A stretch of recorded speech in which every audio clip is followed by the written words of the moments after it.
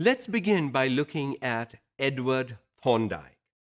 Edward Thorndike is the father of modern educational psychology and founder of behavioral psychology.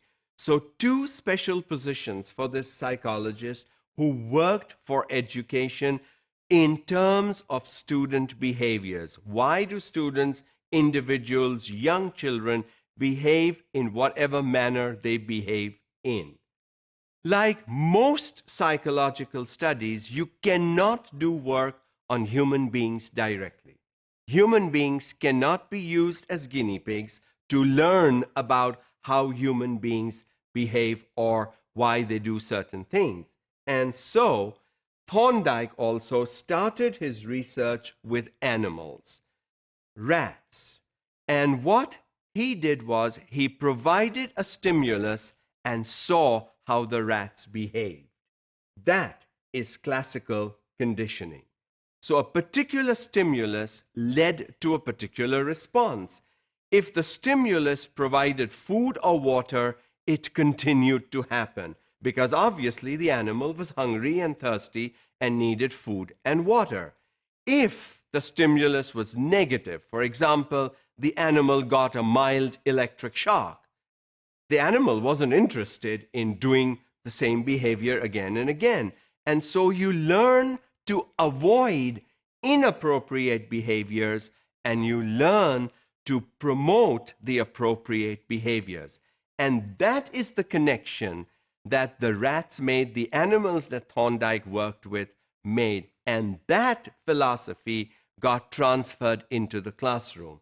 If animals can learn to copy, to continue, to go on and do appropriate behaviors long term and not indulge in or not do inappropriate behaviors long term, students can also do it.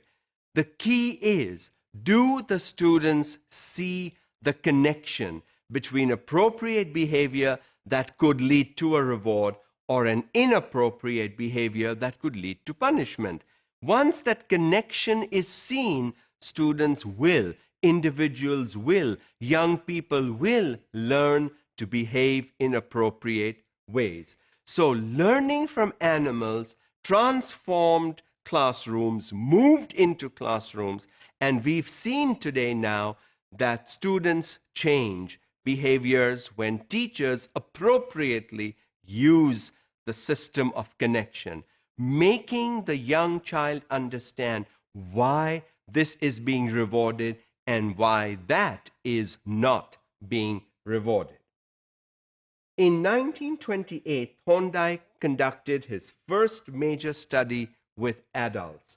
After working for years with animals, replicating, duplicating his experiments and studies, making sure that nothing was going to go wrong once he moved from animals to human beings. Because when you work with human beings, you really want 0% error.